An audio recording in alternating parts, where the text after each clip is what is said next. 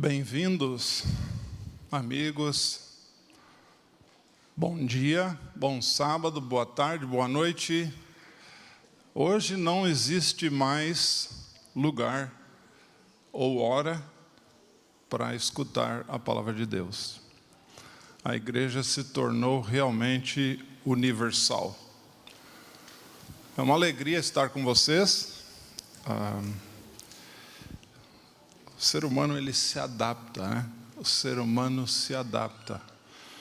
Eu vivi no Canadá e em alguns lugares do Canadá, também na Mongólia, a temperatura pode chegar a 40, 45 Celsius. 40, 45, abaixo de zero eu estou falando, no inverno.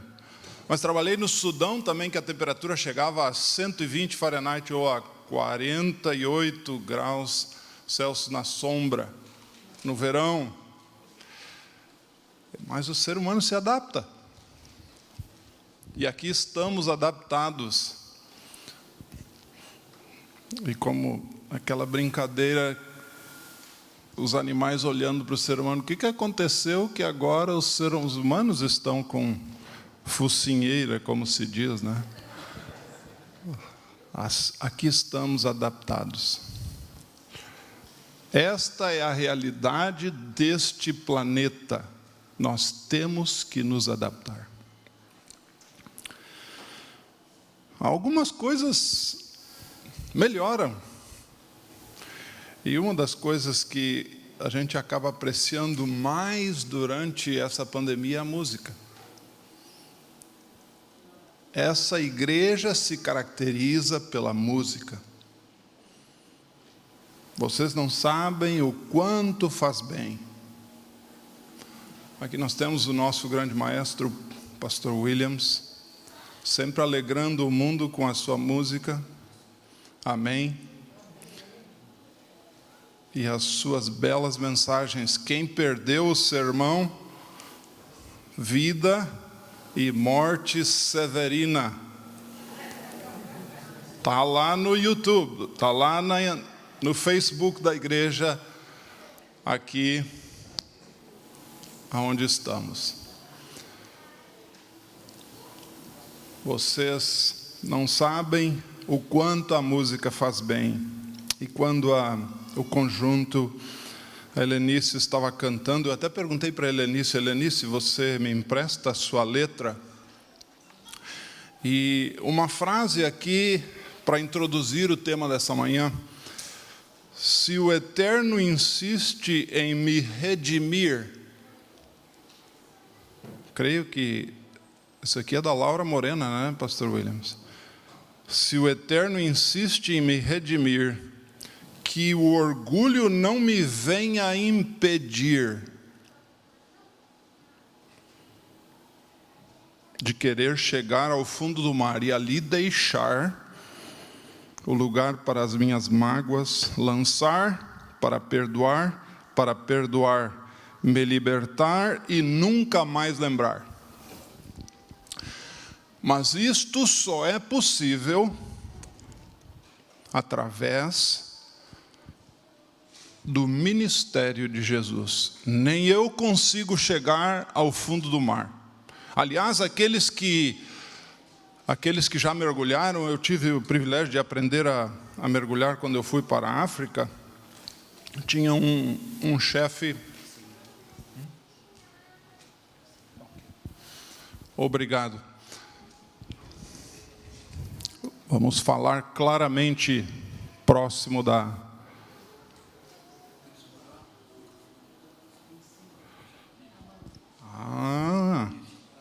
não é mais para cima. É pegar mais em cima do microfone para não interferir com a transmissão. Obrigado por clarificar. Aqueles que tiveram o privilégio de fazer snorkel ou mergulhar com tanque, descobrem uma coisa: que você não consegue descer com o teu próprio peso. Eu lembro, colocava um cinturão grande de chumbo para poder descer. A maioria de nós temos medo de entrar na água. O ser humano morre mais por medo e pânico do que pelo seu peso na água. Se você se atirar, faça o teste. Você que sabe nadar. E mostre para os seus netinhos, os seus filhos pequenos. Se atire numa piscina e se mantenha encolhido lá embaixo. A água te traz para cima. Se você quiser mergulhar, você tem que colocar, especialmente nós os homens, que temos uma camada mais grossa de gordura, nós temos que colocar um cinturão de chumbo para poder descer. Você sozinho não consegue descer. Mesmo colocando nadadeiras fortes, você vai ter muitíssima dificuldade de descer alguns metros. Você vai gastar todo o teu oxigênio tentando descer. Então essa aplicação da letra da música da Laura Morena, interpretada hoje pela Helenice, tem uma profundidade muito grande no plano da salvação. Você não consegue descer para jogar os teus pecados lá, você precisa do grande eu sou.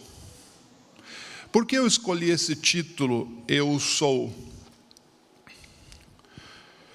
Porque a pessoa de Jesus é a figura central da fé e da teologia cristã. Se nós tirarmos a pessoa de Jesus, o grande eu sou, todo o pilar central do cristianismo, ele desaba, não fica nada. Aliás, não ficaria nada diferente das outras religiões. O que separa o cristianismo de todas as outras religiões é Jesus, por uma grande razão. Todas as outras religiões, grandes e pequenas, elas têm o seu centro na atividade humana, buscando fazer algo para merecer redenção, merecer perdão. E você pode observar em todas elas, fazendo algo para apaziguar os espíritos. Eu faço por medo deles, então eu faço algo.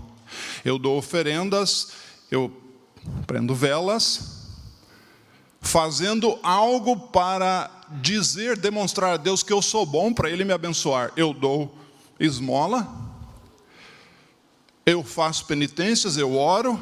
Eu lembro quando eu trabalhei em alguns lugares, tinha amigos muçulmanos que tinham um calo na cabeça, para demonstrar a Deus e aos outros que ele era uma pessoa de oração. Vocês sabem como os muçulmanos adoram. Eles vão até o chão, encostam a cabeça, e alguns colocam até uma pedrinha para dar uma marca, um calo na cabeça.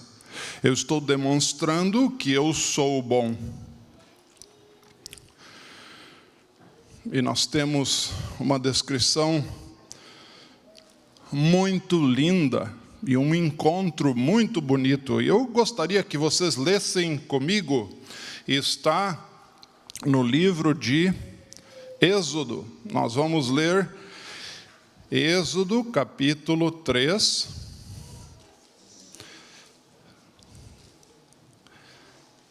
No verso 6 em diante. Toda a Bíblia, ela aponta um Salvador.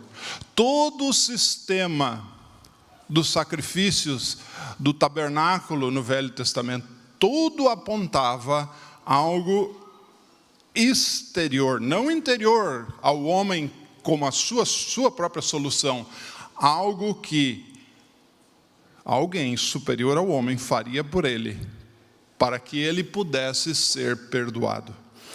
E nós temos aqui o início de um diálogo muito interessante. Moisés, nós sabemos a história, estava já há uns 40 anos, havia esquecido a língua do Egito, já havia formado família, já havia adaptado a cidadania de um outro povo no deserto. Estava bem adaptado. E aí, nós vemos no verso 6, onde Moisés, ele viu, no verso 5, 4 em diante, vocês podem ler, ele viu algo sobrenatural. um arbusto, e vocês imaginam no deserto, os arbustos são, no sertão lá, os arbustos são normalmente pequenos. É interessante você notar, quando você vai saindo das áreas de chuva, das zonas tropicais para as zonas mais áridas, a vegetação vai baixando. E no deserto, como eu trabalhei no Sudão por muitos anos, o deserto ele se caracteriza por vegetações baixas, retorcidas, pouca água, não consegue crescer muito. E ali Moisés vê um daqueles arbustos queimando.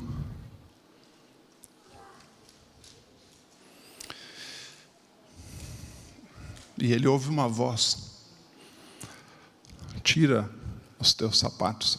Aliás, em muitas culturas, a adoração é feita sem sapatos, demonstrando respeito, reverência. A sujeira do mundo fica fora, eu entro. Alguns até lavam os pés. Existem aspectos interessantes em outras religiões.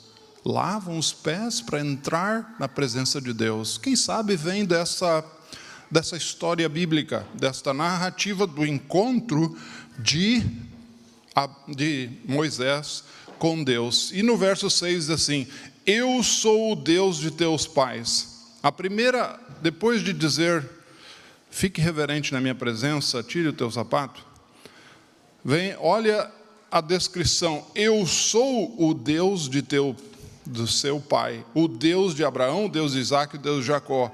Então Moisés cobriu o rosto, pois teve medo de olhar para Deus. Disse o Senhor: de fato, tenho visto a opressão. Por que Deus se revela?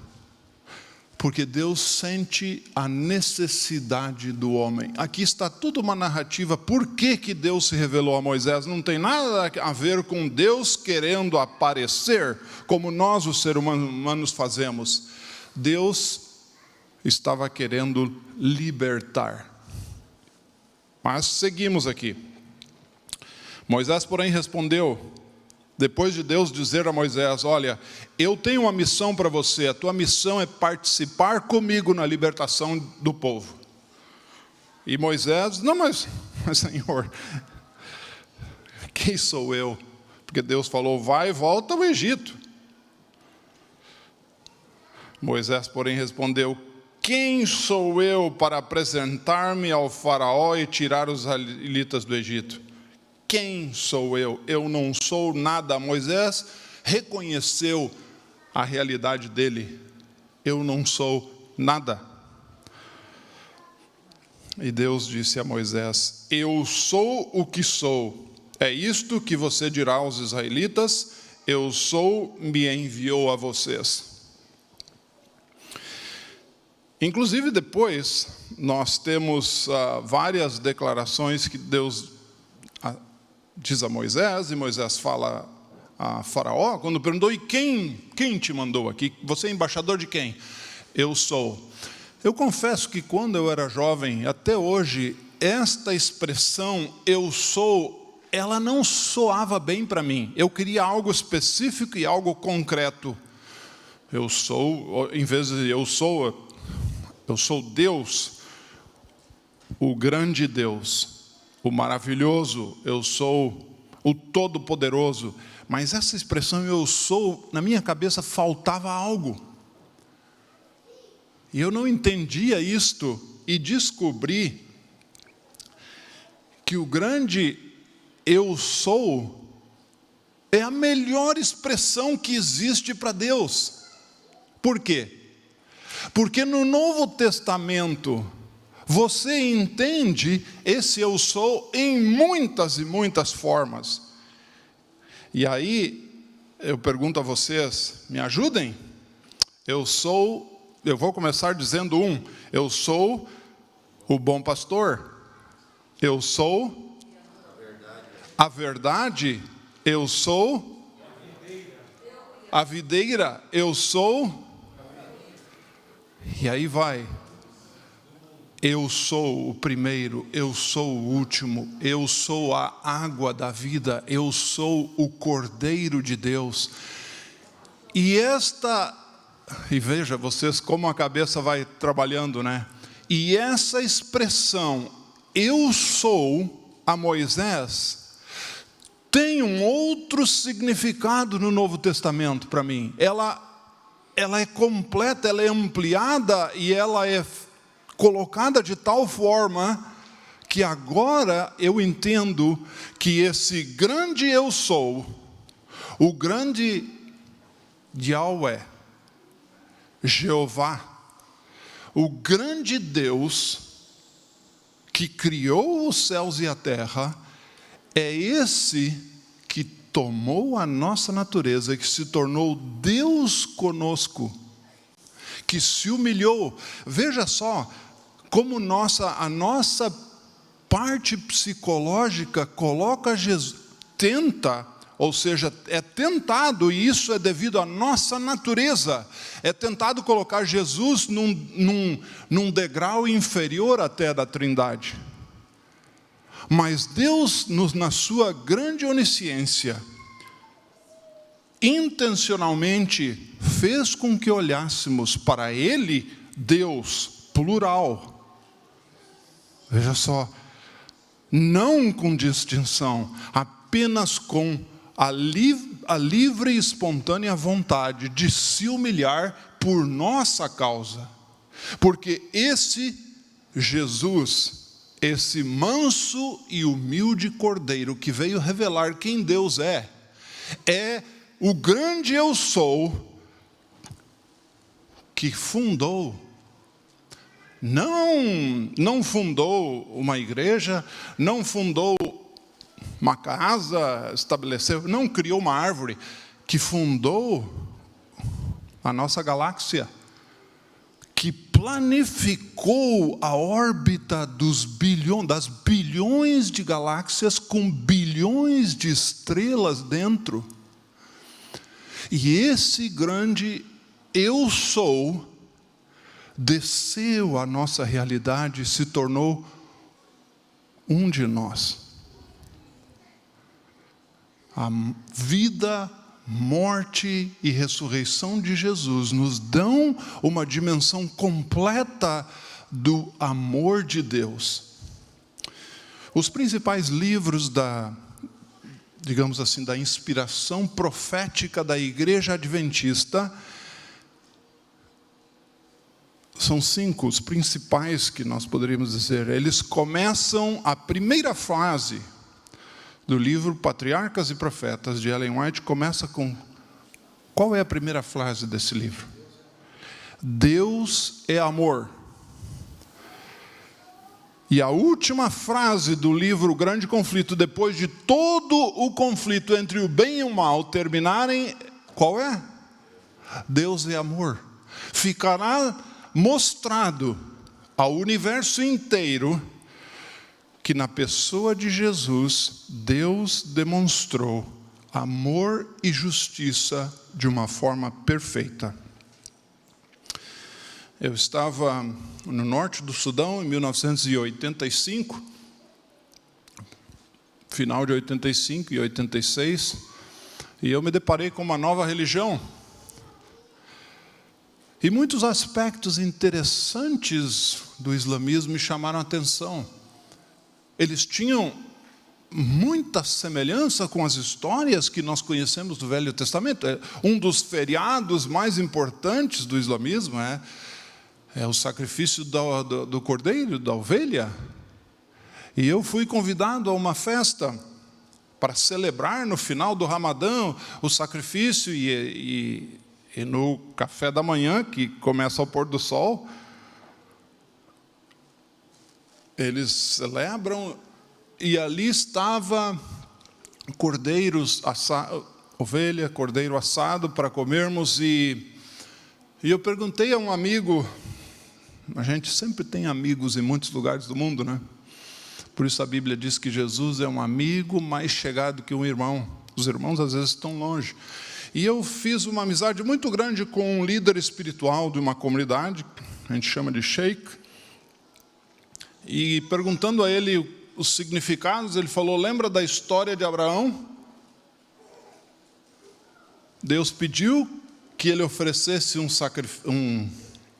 sacrifício ao seu filho, eu não ia discutir com ele, porque os árabes imaginam que o sacrifício foi o filho que foi sacrificado, ou que foi pedido em sacrifício, foi Ismael. Nessa hora você não vai, você cria pontes. E ele me falou que Deus não permitiu que Abraão matasse a Ismael. Segundo a compreensão deles, nós cremos que foi Isaac. Mas se você pensar bem, maior do que foi Isaac ou Ismael, é o significado. Lógico que toda a história tem uma verdade. Não era o momento de ficar argumentando. E ele me explicou que Deus não permitiu e providenciou um cordeiro. Veja que em todas as nossas relações, os nossos momentos com os nossos amigos, Deus vai abrir portas. E você vai poder conectar a verdade sem precisar debater e discutir. E às vezes, sem querer, todos nós fazemos. A gente impõe um pouco da nossa forma de pensar. E eu ali senti que Deus me deu uma oportunidade. Eu falei, você já imaginou, amigo, o verdadeiro sentido desse pedido que Deus fez para Abraão? Ele olhou para mim. Por que Deus não permitiu que Abraão fizesse o sacrifício? Fizesse ou matasse? Vamos falar abertamente. Por que Deus não pediu que Abraão matasse o seu próprio filho? E por que ele deu um cordeiro? Aí ele ficou pensando, olhou para mim. Eu não havia pensado nisso. Eu falei, se você pensar bem, você vai conectar todas as histórias dos sacrifícios no Velho Testamento, nos profetas, que nós cremos, como vocês, muitas delas, você vai conectar com o grande e verdadeiro sacrifício, onde Deus faria por nós aquilo que Ele não permitiu que nós fizéssemos. Ele ficou me olhando. Um dia ele me pediu para ler algo da nossa crença. Ele falou, eu vejo que vocês que trabalham nessa agência humanitária são diferentes. Vocês creem, vocês têm alguma religião? Aí vocês imaginam, nesse país não se podia pregar diretamente, nós tínhamos uma missão humanitária, mas as pessoas veem como trabalhamos. E ele me perguntou, o que vocês creem? E às vezes, quando é muito quente, debaixo dos pés de manga e árvores, na beira do rio Nilo, ao norte do Sudão, conversávamos muitas coisas. E uma vez ele me pediu, eu gostaria de conhecer mais sobre o que vocês creem. E ver como, às vezes, Deus dirige os nossos caminhos, sem nós imaginarmos. Alguns meses antes, um colportor havia batido a minha porta, quando eu fiz uma visita à capital, ao escritório central, e ele me ofereceu livros. Veja só, normalmente colportores não oferecem livros, vendedores de livros da igreja adventista não oferecem livros para outros adventistas, e muito menos para quem estudou teologia. Mas eu senti que, veja como a gente se identifica. Eu fui estudante, eu vendi muitas férias livres para pagar meus estudos, e eu senti o drama desse estudante cristão, num país quase todo muçulmano, especialmente onde ele estava, no norte, querendo estudar. Eu comprei alguns livros. Dentre esses livros havia um que eu nem conseguia ler, um desejado de todas as nações em árabe. E quando esse amigo me pediu para ler algo, o livro que eu havia comprado em árabe, para ajudar um colportor, me veio à mente. E eu entreguei esse livro a ele. E eu fiquei apreensivo, porque no início, normalmente, a gente não dá diretamente um tipo de livro assim a um muçulmano que não crê em Jesus, crê que Jesus é mais um profeta.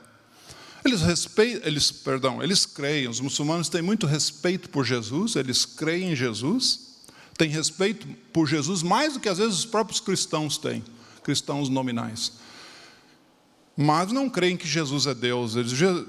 na maneira, eu tentei entender a profunda compreensão deles sobre Deus, e o que eu cheguei à conclusão, conversando com eles, é que Deus não precisa de morrer para perdoar. E até é lógico a compreensão deles, não é? Deus não precisa morrer para perdoar, Deus é Deus, e estava certo.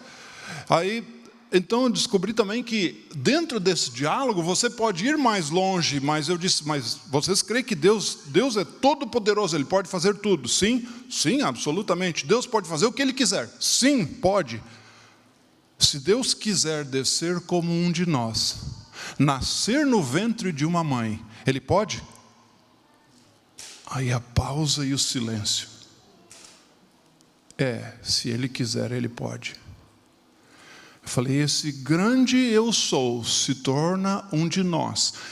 E passando os dias, eu curioso, o meu amigo lendo um livro que é profundo sobre a encarnação desse grande eu sou, que se torna um de nós. E depois de uns dias eu perguntei, Sheikh Hassan, como vai a leitura? Aliás, esse homem coordenava, junto conosco, tínhamos uma grande distribuição. Houve uma seca muito grande, os que são da minha idade ou mais, lembram muito bem a seca do que a gente chama do chifre da África.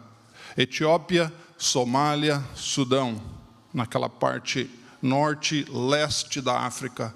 Uma seca tão grande em 84, 85, que morreram centenas de milhares, não milhares, centenas de milhares de pessoas devido à seca e guerra na Etiópia e Sudão também. Pela primeira vez eu vi muitos camelos mortos no deserto, camelos, burros, cabritos.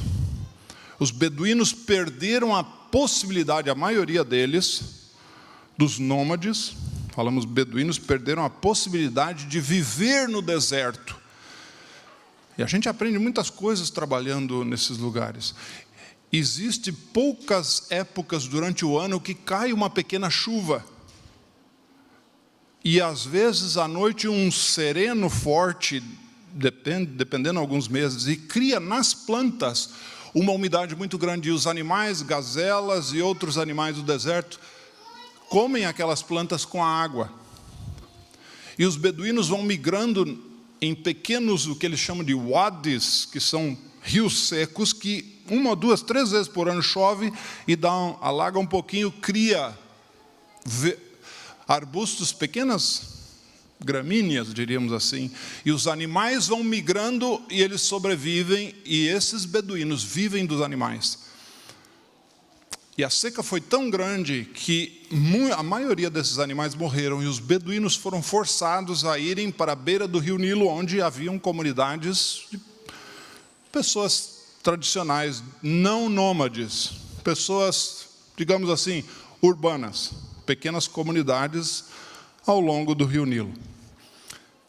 E ali eu fui entender mais uma declaração que é muito mais profunda para o povo do Oriente Médio que para nós. Eu sou a água da vida. Quando a gente viajava um dia inteiro no deserto, uma poeira bem fininha, que parece que tampa os teus poros, você chegava em um lugar onde tinha um poço de água, que você lavava o rosto, as mãos, parecia que renovava as tuas forças. Aí eu comecei a lembrar da linguagem da Bíblia, como o servo brama por águas, a minha alma brama por ti, ó Deus. E muitas coisas que a gente lê começaram a ter um outro significado para mim. E ao perguntar ao Sheikh Hassan como vai o livro, a história, esse homem que nos ajudava a servir também os beduínos que estavam afetados pela seca, na comunidade dele mais ou menos tinha 15 mil que nós distribuíamos alimentos pela ADRA. E tínhamos centros de saúde também para crianças desnutridas. Ele olha para mim, faz uma pausa e me diz o seguinte: eu durmo tarde, acordo cedo e eu não consigo parar de ler este livro. dando um salto grande depois de muitos anos. Eu era voluntário naquela época. Depois de vários anos, eu voltei como diretor. Renovamos a nossa amizade. E no verão do hemisfério norte,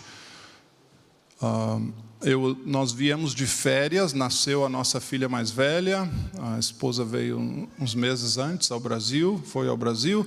Na volta, nós passamos na Conferência Geral da Holanda, na grande reunião da Igreja Mundial.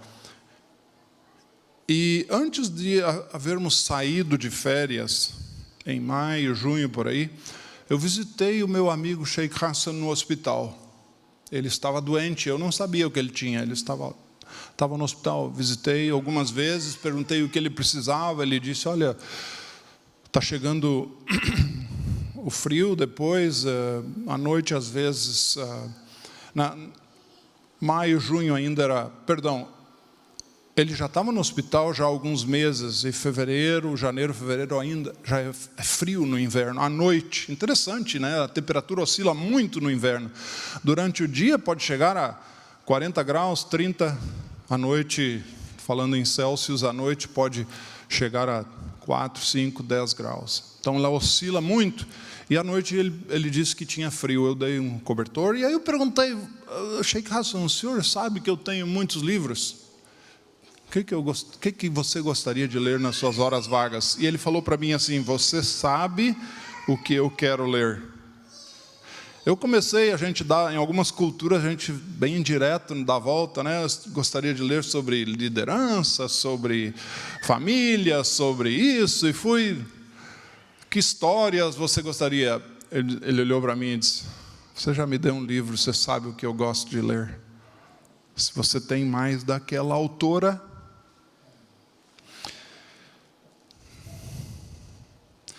a cruz envolveu, diz Ellen White, a cruz envolveu a terra numa atmosfera de graça. Antes da experiência do hospital, meu amigo foi aos Estados Unidos, veio aqui assistir uns cursos, ele era uma pessoa respeitada, conhecia muito a zona norte do país. E ele veio aos Estados Unidos fazer um curso, depois voltou e disse assim, eu quero falar com você. Mas eu quero falar com você a sós.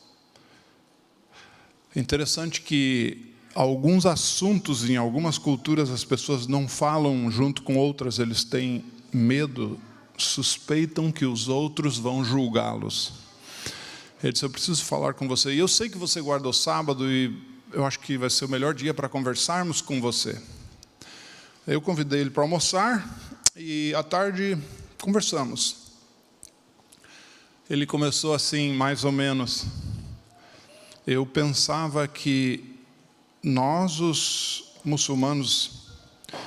Deixa eu voltar. Eu pensava que Deus havia se revelado aos judeus, mandou os profetas, os judeus rejeitaram.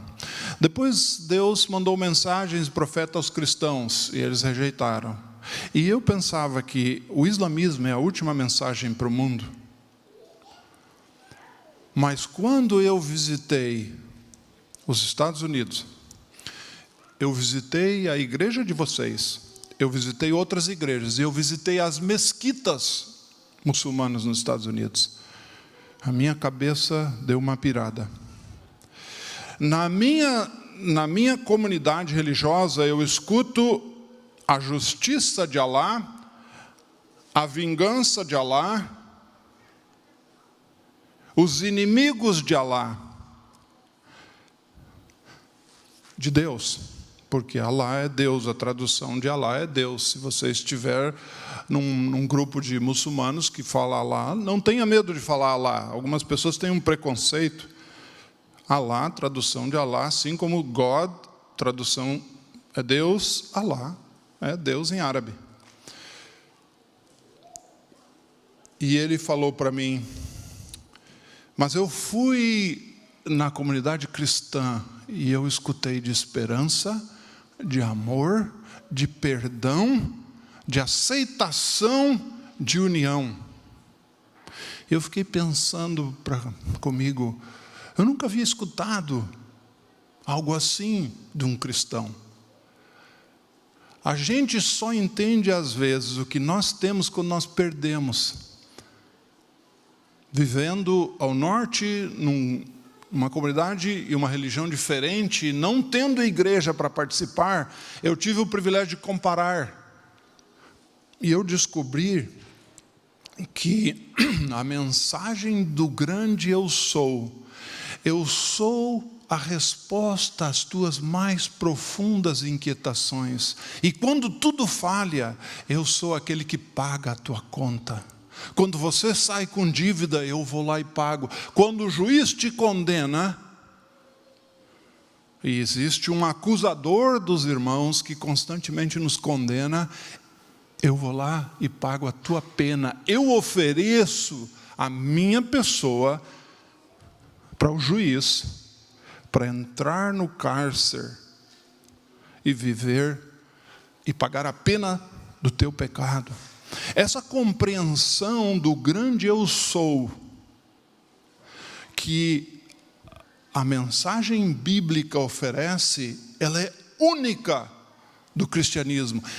E cremos que esse pacote com a doutrina do santuário, esse grande Deus plural que se revela em três, inclusive na própria descrição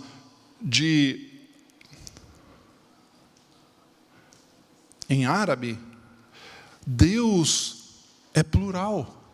Não, você não pode dizer que é só um, é muito grande, é mais do que um. Agora, tentar explicar isso é além da nossa possibilidade. A única coisa que nós podemos fazer é entender o que está revelado. E quando perguntaram, Senhor, mostra-nos o Pai, Jesus disse, quem vê a mim vê o Pai. E esse humilde e manso Cordeiro de Deus é Deus. E Ele nos dá um exemplo de como vivermos em humildade, em serviço.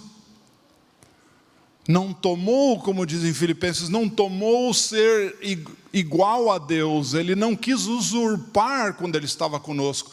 Uma das únicas coisas que Ele fez para demonstrar o seu poder divino nunca foi para Ele.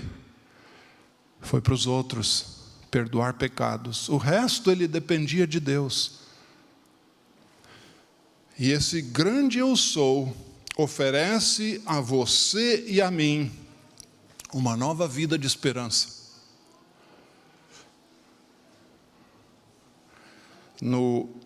Na conferência geral de 95, eu recebi a notícia que o meu amigo no Sudão havia falecido no hospital.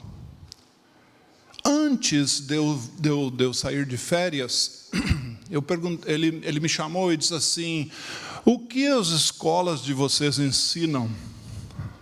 Eu falei, elas ensinam, onde vocês têm escolas, universidades? Eu falei, temos em Ruanda, temos uma, temos no Quênia, temos em outros lugares, temos na África do Sul.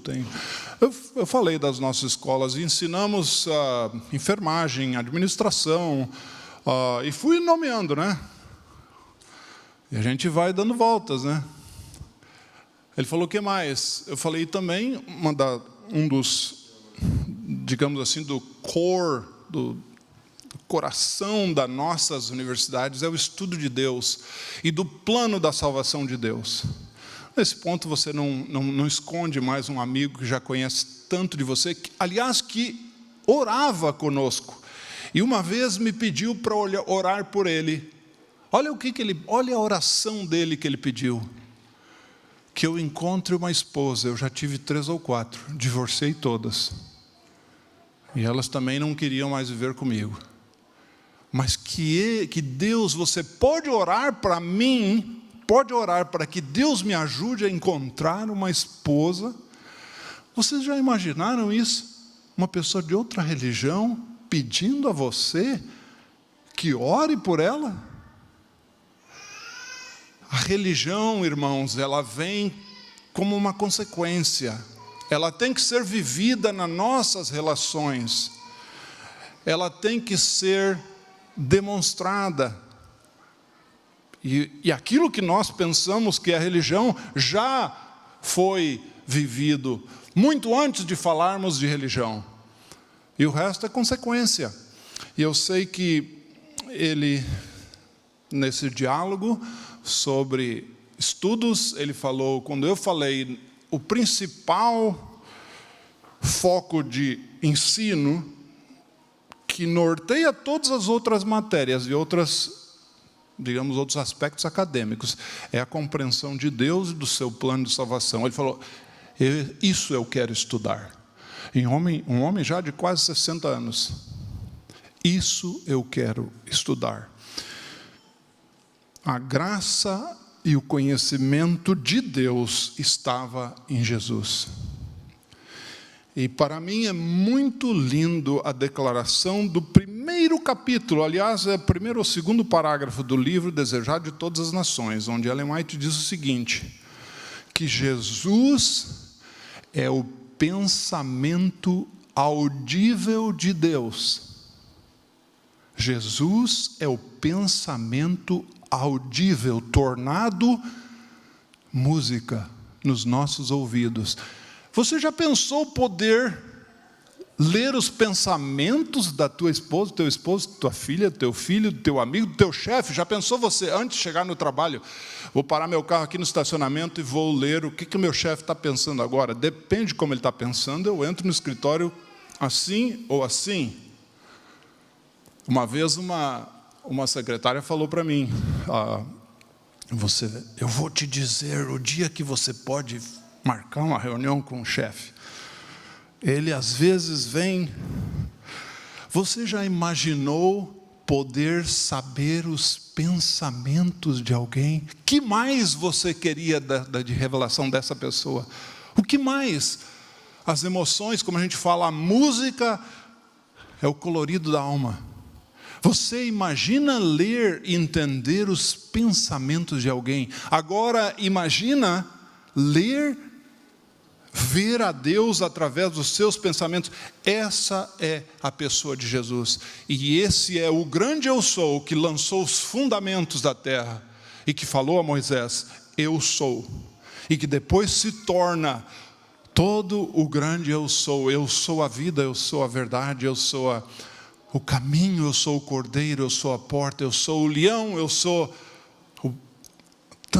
tudo. E no final, em Apocalipse, ainda fala, eu sou o princípio e o fim.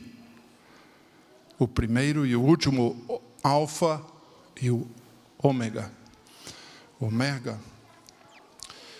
Eu estava na Coreia do Norte. Aliás, eu tive o privilégio de trabalhar em 2 países comunistas, Angola e Moçambique.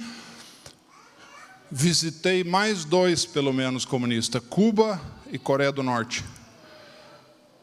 Ambos sobre catástrofes humanitárias. Um grande furacão em Cuba, quando estava trabalhando na ADRA no Canadá, nós ajudamos lá. E depois também na grande fome da metade do final da década de 90, que deu uma seca muito grande na Coreia do Norte, o governo da Coreia do Norte aceitou a ajuda humanitária. E naquela época, a ADRA, junto com bem poucas agências humanitárias, a ADRA, que é a Agência de Desenvolvimento e Recursos Assistenciais da Igreja Adventista, foi autorizada a trabalhar quase 10 anos. E quando eu trabalhava na Ásia, eu visitei os projetos e lembro viajando com alguém do governo. 2 pessoas do governo nos foram, digamos assim, cedidos como intérpretes. Eram nossos tradutores, mas vocês sabem quem eram eles, né? Eram gente da segurança do governo. E depois de alguns dias, interessante que um sentimento diferente se apossou, e eu não sabia explicar. Eu comecei a me sentir culpado. Aí eu comecei a entender o que Ellen White fala aqui. Em Jesus, a terra foi circundada com uma atmosfera de graça Quando você remove graça, perdão, respeito, liberdade, os seres humanos começam a se sentir culpados. Depois de poucos dias, bom, para vocês terem uma ideia, um dia eu quis visitar a praça na frente do hotel, e o nosso tradutor disse assim: desculpa, você não pode sair sozinho. Para vocês imaginarem o controle que havia do ser humano nesse lugar. Nós, estrangeiros, que estávamos ajudando o país, que havíamos trazido máquinas, por exemplo, a ADRA estabeleceu um projeto de pães para as escolas de crianças que chegavam fraquinhos na escola, não tinham comida, não conseguiam aprender. Nós descobrimos que não só a recuperação, reabilitação das escolas, nós teríamos que dar pão. E com uma agência na Suíça, montamos uma padaria que fabricava 50 mil pães por dia. E tínhamos projetos de gás, projetos de reconstrução de hospital e tudo. Imagina, nós que estávamos oferecendo ajuda, éramos tratados com alta e grande desconfiança, como inimigos. E os nossos, imaginem, você ir para uma cidade e o governo manda um tradutor, mas na verdade é alguém que não é tradutor, porque ele dorme no mesmo hotel que você e diz para você que você não pode sair do hotel sem ele. O que é isso? Segurança. E o que isso representa? Desconfiança. E representa muito mais profundamente o seguinte, que você não é confiável. E que nós desconfiamos de tudo e de todos, inclusive daqueles que nos ajudam. Quando comparamos tudo isso com o manso e humilde Jesus, que é o Criador do universo, nos resta apenas uma coisa. É aquilo que Pilatos falou. Nos resta responder: o que farei de Jesus chamado Cristo? No grande cenário final, depois dos 1000 anos, e aí vou dar um pulo, onde todos os ímpios todas as pessoas que já moraram nesse planeta, que já nasceram nesse planeta, todos serão ressuscitados.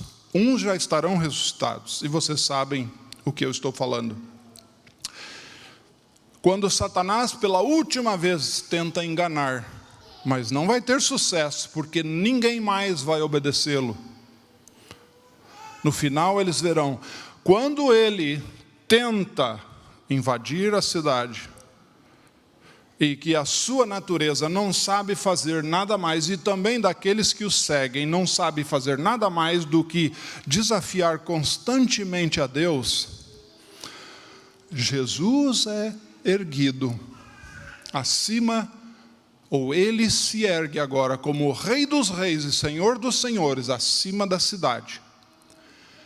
E todos contemplam, diz a descrição no último capítulo do grande conflito, como uma beleza e magnificência indescritível, jamais vista por seres mortais. Jesus é erguido, agora não como humilde, sim, continua humilde, porque no seu olhar aos seus filhos, ele sempre será o nosso meigo salvador, meigo amigo. Mas ele é erguido, e a sua glória e a sua luz silencia a todos. Ele se ergue, eu falei ele é erguido, ele se ergue porque ele tem vida em si mesmo. Ele é Deus. Eu sou, é presente. Eu sou, move na linha do tempo como um constante.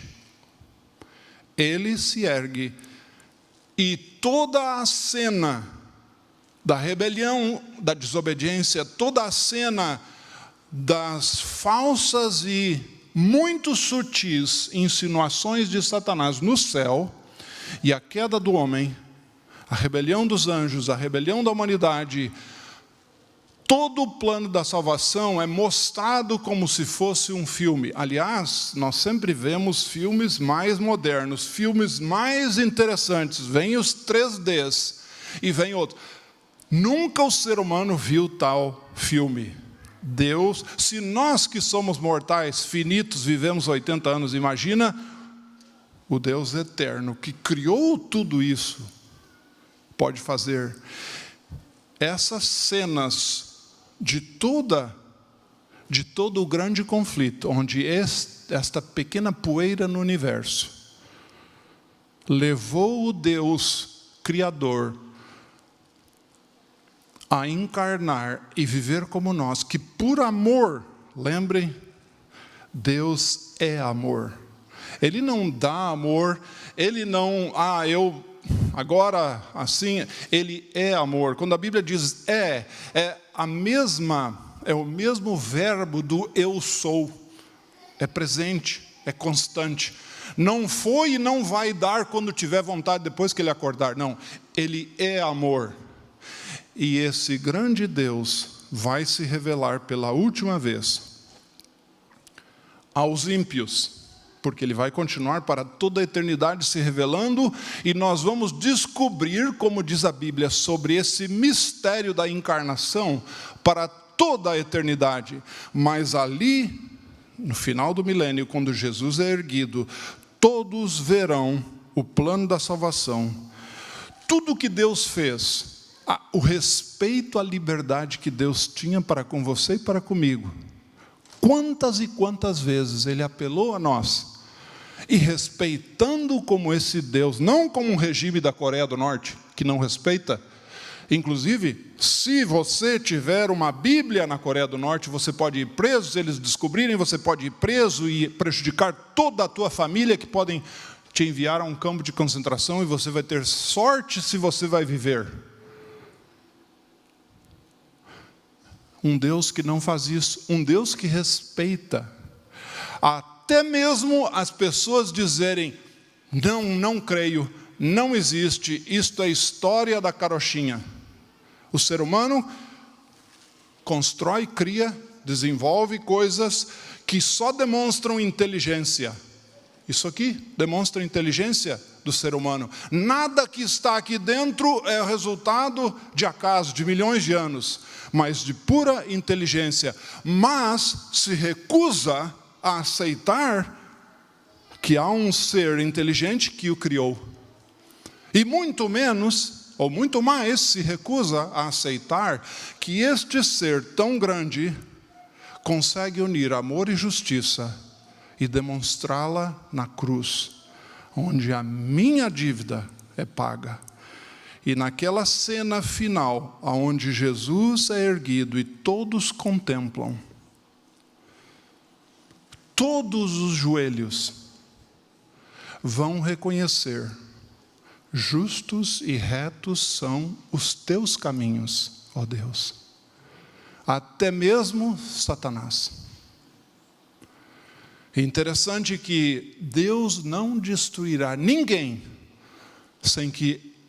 para sempre, sem que esta pessoa reconheça que ela não aceitou o grande eu sou, aquele que é tudo, aquele que é a minha culpa, a minha vida, a razão de eu existir, o meu Criador que me aceita como sou.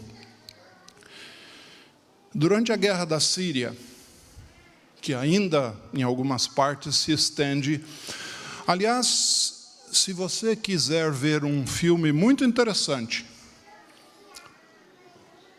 veja um filme chamado The Grave, a cova, a gruta, como você quiser. The Grave é um documentário da revista Geográfica, da Geográfica Nacional.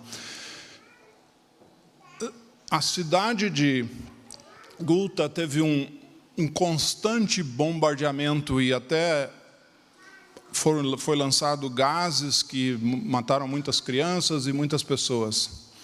Bombas de gás que são proibidas, como você sabe.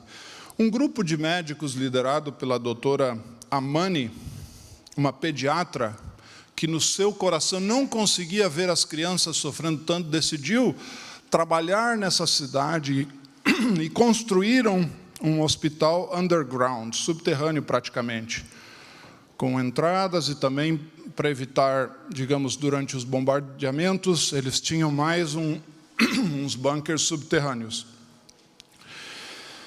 Muitas vezes a família desta médica ligava para ela quando tinha conexão e dizia: o que você está fazendo aí? Por que você não volta? Você está arriscando a tua vida, você está deixando nós tristes e nervosos, e apreensivos e estressados. E ela permaneceu firme e continuou o seu trabalho enquanto ela pôde. Eventualmente ela teve que sair. Quando ela estava saindo, muito obrigado, quando ela estava saindo, as lágrimas corriam no seu rosto. E o filme é feito de tal maneira que mostra a realidade dos sentimentos das pessoas. Médicos fumando, essa doutora chorando, homens chegando e, segundo a cultura deles, dizendo assim: eu quero falar com o diretor, o administrador. Ela falou: sou eu. Não, eu quero falar com um homem administrador. E o outro médico, o homem, falou assim: olha, desculpa, amigo, já fizemos uma votação aqui 2 vezes e ela sempre ganhou. Então você respeita, ela é administradora. Elegeram alguém que era capaz, pelo seu amor e pelo seu espírito de serviço. Quem sabe isso nós precisamos mais. Entre nós, nosso trabalho, nossa família. Mas a mensagem daquele filme que ficou na minha mente foi a seguinte: o dia que ela estava saindo de ônibus e as lágrimas corriam, o seu pai mandou uma mensagem de texto para ela. E dizia assim: as pessoas um dia esquecerão a guerra, mas nunca esquecerão de quem salvou a vida delas. Depois que o pecado e os que rejeitarem a Deus forem extinguidos, forem eliminados, os anos da eternidade, os seres humanos esquecerão a guerra, mas jamais esquecerão daquele que me salvou da guerra. Que a mensagem de Jesus, que Ele não desista de você e que você não o resista, porque se você permitir, Ele vai te atrair. E eu deixo um verso que tem um significado muito bonito para mim. Quando Moisés mandou erguer a serpente, no Novo Testamento nós vemos de uma forma diferente, dizendo o seguinte, João 12:32, com o mesmo sentido: e eu, quando for levantado da terra, todos atrairei a mim. Aqui está uma promessa universal e global: eu for levantado, atrairei todos. A pergunta de Pilatos permanece: o que farei de Jesus chamado Cristo? Amém. Vamos orar. Nosso grande Deus e Pai, pela Tua graça existimos, e pelo Teu grande amor, nós somos chamados Teus filhos. Que nós, Senhor, possamos aceitar que vivemos numa atmosfera de graça que nos aponta e nos mostra um Salvador amoroso, o Cordeiro de Deus que tira o pecado do mundo e que limpa a minha vida e que tira os meus pecados, e que Ele lança no fundo do mar, porque eu não posso descer para colocá-lo lá. Abençoa a tua igreja, o teu povo, abençoa aqueles que escutam pela internet, que eles possam olhar para Jesus e viver, que é o autor e o consumador da nossa fé. A razão pela qual a tua igreja vive e vai terminar a missão. Pelo poder, pela direção e pelo amor de Jesus. Pois em seu nome pedimos. Amém.